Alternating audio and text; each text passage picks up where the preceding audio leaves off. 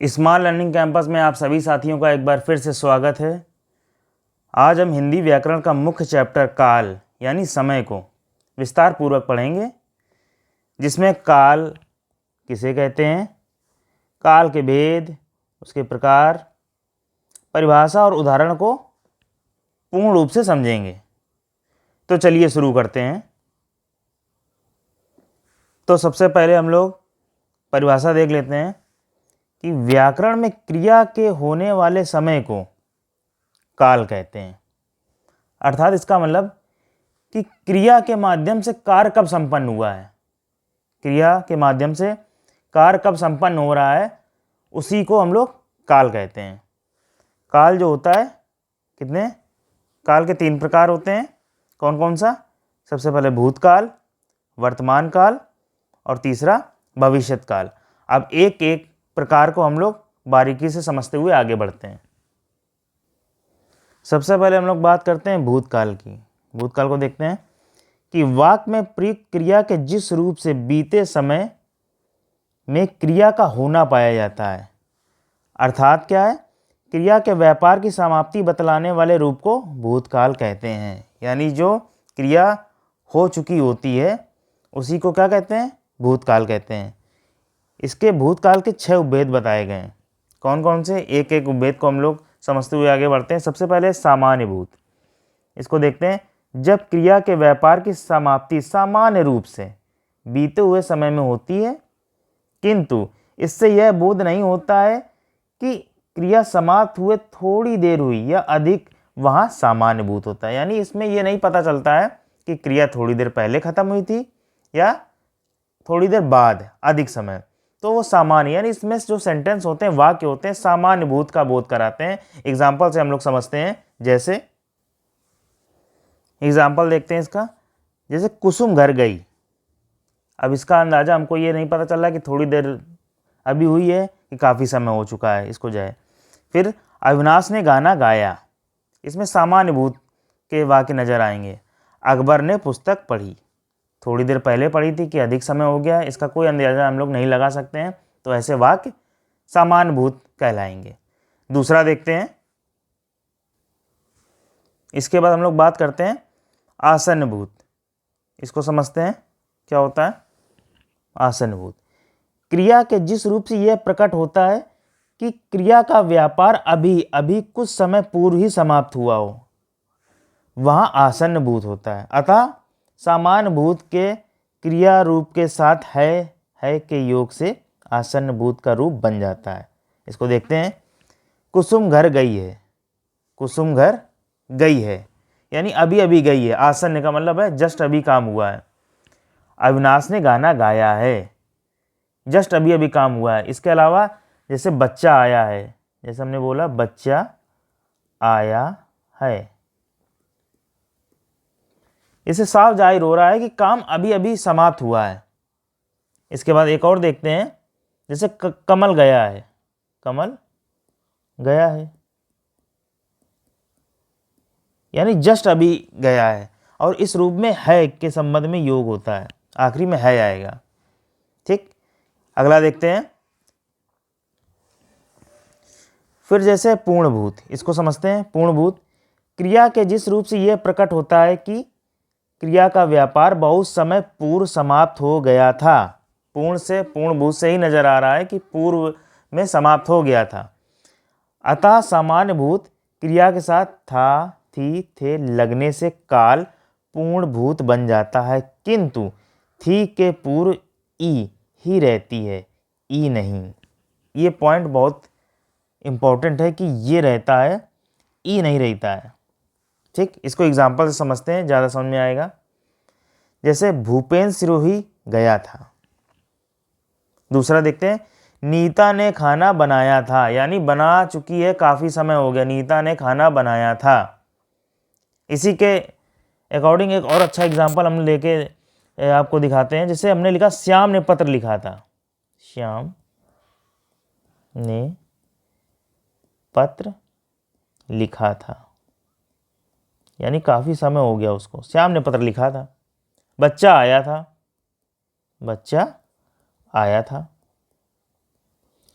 यानी पूर्ण रूप से ये काम हो चुका है, बच्चा आया था, श्याम ने पत्र लिखा था, तो इसमें क्या होगा, पूर्ण भूत होगा। अगला देखते हैं। फिर हम लोग बात करते हैं अपूर्ण भूत की। इसको देखते हैं। क्रिया के जिस रूप से यह ज्ञात हो कि उसका व्यापार भूतकाल में अपूर्ण रहा, अर्थात निरंतर चल रहा था, पूरा नहीं हुआ था, तथा उसकी समाप्ति का पता नहीं चलता है, वहाँ अपूर्ण भूत होता है। इसमें धातु यानी क्रिया के साथ रहा है, रही है, रहे हैं, ता, था और तीथी, तेथे आदि आते हैं। ये चीज़ बहुत इंपॉर्टेंट है जो हमने ये आपके लिए बताई है कि इसमें क्या आखिरी में आता है। अब एग्जाम्पल देखते हैं।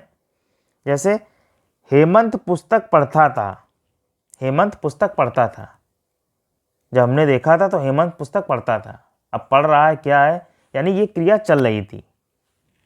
फिर वर्षा गाना गा रही थी, उसका गाना खत्म हुआ है कि नहीं हुआ अभी क्लियर नहीं है, तो ये अपूर्ण भूत कहलाएगा। और देखते हैं। जैसे बोला बच्चा आ रहा था, बच्चा आ रहा था, हमने देखा कि बच्चा आ रहा था, ठीक। या फिर श्याम पत्र लिख रहा था, श्याम पत्र लिख रहा था, ठीक।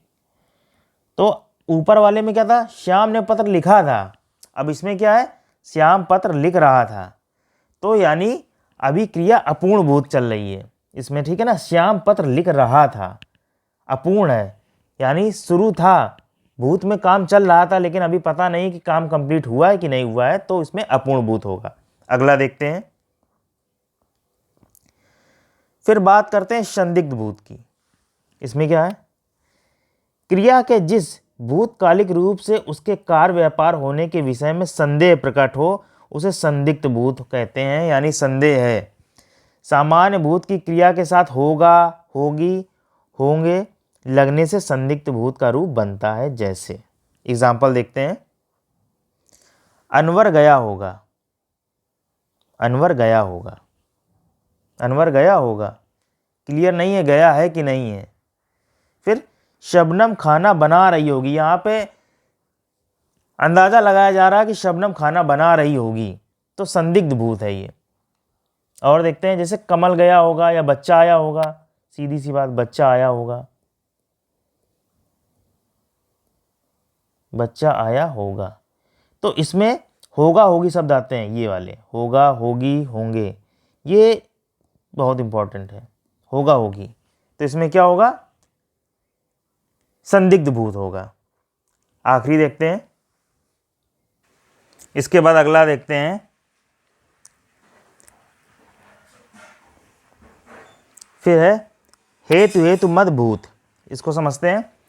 भूतकालिक क्रिया का वह रूप जिससे भूतकाल में होने वाली क्रिया का होना किसी दूसरी क्रिया के होने पर अवलंबित हो, वहाँ पर क्या होता है, हेतु हेतु मद भूत होता है। इस रूप में दो क्रियाओं का होना आवश्यक है तथा क्रिया के साथ ता, ती, ते, ती लगता है। अब देखिए, आपको एग्जाम्पल से पूरा क्लियर हो जाएगा। जैसे यदि महेंद्र पढ़ता तो उत्तीर्ण होता, युद्ध होता तो गोलियां चलती, यानी इसमें दो वाक्य आ रहे हैं। यदि महेंद्र पढ़ता तो उत्तीर्ण होता, यानी उसने पढ़ाई नहीं करी थी तो उत्तीर्ण नहीं हुआ। यदि युद्ध होता तो गोलियां चलती। यदि वर्षा होती तो फसल अच्छी होती, यदि वर्षा होती तो फसल अच्छी होती, यानी वर्षा हुई नहीं थी, ठीक। या फिर यदि श्याम ने पत्र लिखा होता तो मैं अवश्य आता, श्याम ने यानी पत्र लिखा ही नहीं था, तो वहां पे क्या होगा, हेतु हेतु भूत होगा, ठीक। और आखिरी में क्या आता, ताती ते, ये चीज आपको याद रखनी है। इसके बाद हम लोग वर्तमान काल देखते हैं। दूसरे नंबर पर देखते हैं वर्तमान काल। क्रिया के जिस रूप से वर्तमान समय में क्रिया का होना पाया जाए तो उसे वर्तमान काल कहते हैं। क्रिया के जिस रूप से यानी काम हो रहा है, होना पाया जाए, उसको क्या कहेंगे? उसको बोलेंगे वर्तमान काल। वर्तमान काल के 5 भेद माने जाते हैं। सबसे पहले बात करते हैं हम लोग सामान्य वर्तमान। जब क्रिया के व्यापार के सामान्य रूप से वर्तमान समय में होना प्रकट हो, वहाँ सामान्य वर्तमान काल होता है। इसमें धातु क्रिया के साथ क्या होता है? ता है, ती है, ते है, आदि शब्द आदि ये जुड़े होते हैं। इसको देखते हैं एग्जाम्पल से। जैसे अंकित पुस्तक पढ़ता है, अंकित पुस्तक पढ़ता है, सामान्य है, ता है, ती आएगा। सामान्य में क्या आएगा? ता है, ती है, ते हैं। इस तरीके के शब्द देखने को मिलते हैं। पढ़ता है, पढ़ता है। गरिमा गाना गाती है, गरिमा गाना गाती है, सामान्य वर्तमान है। बच्चा रोता है, बच्चा रोता है, रोता है, ये सामान्य है। ये देखिए ता है आया। या फिर श्याम पत्र लिखता है, श्याम पत्र लिखता है। ठीक, तो आप समझ गए होंगे। ता है, ती है, ते है आदि आखिरी में देखने को मिलता है। दूसरा देखते हैं, फिर है अपूर्ण वर्तमान। इसको समझते हैं। जब क्रिया के व्यापार के अपूर्ण होने अर्थात क्रिया के चलते रहने का बोध होता है, वहां अपूर्ण वर्तमान काल होता है। इसमें धातु क्रिया के साथ रहा है, रही है, रहे हैं आदि आते हैं। आखिरी में ये शब्द जरूर आते हैं। जैसे प्रशांत खेल रहा है, खेल रहा है। सरोज गीत गा रही है, यानी ये अभी अपूर्ण वर्तमान है, काम चल रहा है। और देखते हैं, जैसे क्या हो सकता है अपूर्ण में? जैसे श्याम पत्र लिख रहा है, श्याम पत्र लिख रहा है। ठीक, यानी काम चल रहा है, क्रिया हो रही है, तो अपूर्ण वर्तमान कहलाएगा। अगला देखते हैं। फिर बात करते हैं हम लोग संदिग्ध वर्तमान की। किसकी? संदिग्ध वर्तमान। जब क्रिया के वर्तमान काल में होने पर संदेह हो, वहां संदिग्ध वर्तमान काल होता है। इसमें क्रिया के साथ ता, ती, ते के साथ होगा, होगी, होंगे का भी प्रयोग होता है। जैसे अभय खेत में काम करता होगा, अभय खेत में काम करता होगा। राम पत्र लिखता होगा, यहाँ पे ता भी आया और यहाँ होगा भी आया। यहाँ ता आया, यहाँ होगा आया। ये देखिए ता के साथ क्या आएगा? होगा, होगी, होंगे। ती इसके साथ होगा, होगी जरूर आएगा, तो संदिग्ध वर्तमान होगा। जैसे बच्चा रोता होगा, बच्चा रोता होगा, रोता होगा। या फिर क्या हो सकता है? श्याम इस समय पत्र लिखता होगा, श्याम इस समय पत्र लिखता होगा, लिखता होगा। तो इसमें आखिरी में ता और होगा ये जरूर देखने को मिलता है। ती होगा, है ना, ती होगी, ते होंगे, इस टाइप के शब्द आखिरी में देखने को जरूर मिलते हैं, तो उसमें संदिग्ध वर्तमान होता है। अगला देखते हैं संभाव्य वर्तमान। ये क्या होता है देखते हैं। जिस क्रिया से वर्तमान काल की अपूर्ण क्रिया की संभावना या आशंका व्यक्त हो, वहां संभाव्य वर्तमान काल होता है। जैसे शायद आज पिताजी आते हों, शायद आज पिताजी आते हों, संभावना है कि आज पिताजी आते हों, संभावना है ये। दूसरा, मुझे डर है कि कहीं कोई हमारी बात सुनता ना हो, संभावना ये व्यक्त हो रही है, आशंका है हमको, तो उसमें क्या होगा? संभाव्य वर्तमान होगा। तो यानी क्रिया के जिस रूप से यह बोध हो कि क्रिया के होने में हमें संदेह नजर आए, तो वहां पे क्या होगा? वहां पे संभाव वर्तमान होगा। जैसे वह लौटा हो, वह लौटा हो। संदेह है कि कहो वह लौटा हो, वह आया हो। तो यहाँ पे क्या होगा, संभावना है कि आया हो, जरूरी नहीं है, तो यहाँ पे संभाव वर्तमान होगा। अगला देखते हैं, पांचवा, अज्ञात वर्तमान। अज्ञात वर्तमान, इसको देखते हैं। क्रिया के व्यापार के वर्तमान समय में ही चलने की आज्ञा का बोध कराने वाला रूप अज्ञात वर्तमान कहलाता है। जैसे यहाँ पे आज्ञार्थक शब्द, आज्ञार्थक बोधक वाक्य नजर आएंगे। राधा तू नाच, आप भी पढ़िए। तो यहाँ पे आज्ञा का बोध हो रहा है, तो यहाँ पे क्या होगा, अज्ञात वर्तमान कहलाएगा ये। फिर इसके बाद आखिरी देखते हैं भविष्यत काल। इसको देखते हैं। तो क्रिया के जिस रूप से आने वाले समय में भविष्य में यानी होना पाया जाता है, उसे भविष्यत काल कहते हैं। भविष्यत काल में 3 भेद किए जाते हैं। सबसे पहले भूतकाल हमने पढ़ा था, उसमें 6 भेद थे। इसके बाद वर्तमान का काल पढ़ा, उसमें 5 भेद थे।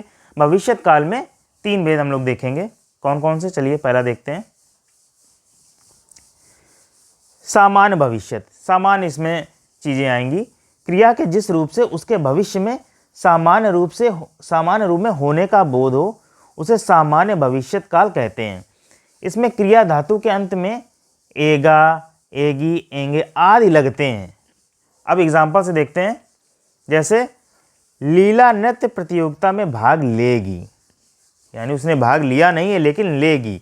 तो यहाँ पे क्या आया, लेगी, यानी एगी शब्द आ रहा है। ये देखिए, ये लगा हुआ है। ऐसे एक और एग्जाम्पल लेते हैं। जैसे हम घूमने जाएंगे, हम घूमने जाएंगे, जाएंगे, हम घूमने जाएंगे। ठीक, तो यहाँ पे एंगे आ रहा है, हम घूमने जाएंगे। ठीक, एक और एग्जांपल लेते हैं। जैसे श्याम पत्र लिखेगा, श्याम पत्र लिखेगा। सामान्य है, लिखेगा, अभी लिखा नहीं है ना, लिख रहा है, लिखेगा। तो लिखेगा, एगा, तो एगा। ठीक, बहुत ही आसान तरीके से आपको हमने पहले ही बता दिया। एगा, एगी, एंगे, इस तरीके के अगर आपको आखिरी में शब्द लगे हुए मिलते हैं तो उसमें समान भविष्यत होगा। इसी प्रकार आगे दूसरा देखते हैं, संभाव भविष्यत। इसमें देखिए, संभाव भविष्यत में क्रिया के जिस रूप से उसके भविष्य में होने की संभावना का पता चले, वहाँ संभाव भविष्यत काल होता है। इसमें क्रिया के साथ ए, ओ, उ का योग होता है। अब इसको एग्जाम्पल से देखते हैं। कदाचित आज भूपेंद्र आए, शायद आज भूपेंद्र आए। वे शायद जयपुर जाएं, जयपुर जाएं। ये देखिए, आए, जाएं, आए, इस तरीके से। और एग्जाम्पल लेके देखते हैं। शायद आज वह आए, शायद आज वह आए। या फिर संभव है श्याम पत्र लिखे, संभव है क्या, श्याम पत्र लिखे, पत्र लिखे। तो लिखे, आए, इसमें ए आ रहा है, तो संभावना है, तो इसमें क्या होगा, संभाव भविष्यत होगा। आखिरी देखते हैं, आखिरी अज्ञात भविष्यत। इसमें देख लेते हैं। किसी क्रिया व्यापार के आगामी समय पूर्ण करने की आज्ञा प्रकट करने वाले रूप को अज्ञात भविष्यत काल कहते हैं। इसमें क्रिया के साथ ईएगा लगता है। जैसे आप वहां अवश्य जाइएगा, आप वहां अवश्य जाइएगा, यानी अज्ञात को ये व्यक्त कर रहा है। जाइएगा, वहां जाकर जरूर खाइएगा। ठीक, अज्ञात भविष्य को ये डिनोट कर रहा है, तो इसमें क्या होगा, अज्ञात भविष्य। इसी में एक हेतु हेतु मद भी होता है, वो भी हम लोग चलिए बता देते हैं आपको। हेतु हेतु मद भविष्य ये भी होता है। इसमें क्या होता है, इसमें एक क्रिया का होना दूसरी क्रिया के होने पर निर्भर होता है। एक क्रिया दूसरे क्रिया पर निर्भर होती है। कैसे, जैसे एग्जाम्पल समझते हैं। जैसे हमने बोला वह आए तो मैं जाऊं, वह आए तो मैं जाऊं, तो मैं जाऊं। हाँ, या फिर वह कमाए तो मैं खाऊं, वह कमाए तो मैं खाऊं। तो एक क्रिया दूसरी क्रिया पर डिपेंड होती है, ये भी एक भेद होता है। ठीक है, चौथा मान लेते हैं। हालांकि कभी ये बहुत ही कम पूछा जाता है कि भविष्यत काल में कितने भेद होते हैं, भूतकाल में होते हैं, सीधे पूछा जाता है इसमें कौन सा काल होगा। हाँ, भेद नहीं पूछता है, नंबर नहीं पूछते, कितने प्रकार के अंदर उपभेद नहीं पूछता है किसी के। तो उससे आपको निश्चिंत रहना है, बस इसके भेद को समझना है कि कौन सा कब हमको क्या इसमें समझना है कि भविष्यत होगा कि भूतकाल होगा या फिर वर्तमान काल होगा। तो इस प्रकार इस चैप्टर को हमने पूर्ण तरीके से कंप्लीट कर लिया है। कहीं भी कोई दिक्कत आए आप कमेंट बॉक्स में हमसे क्वेश्चन कर सकते हैं, और इसकी अगर पीडीएफ चाहिए हो तो इसको भी हम लोग डिस्क्रिप्शन में हम लोग डाल देंगे। ठीक है, आपको वीडियो जैसा भी लगा हो, अच्छा लगा हो, कैसा लगा हो, अपना अनुभव देने के लिए हमको कमेंट ज़रूर करें। तो मिलते हैं हम लोग अगले वीडियो में, तब तक के लिए धन्यवाद।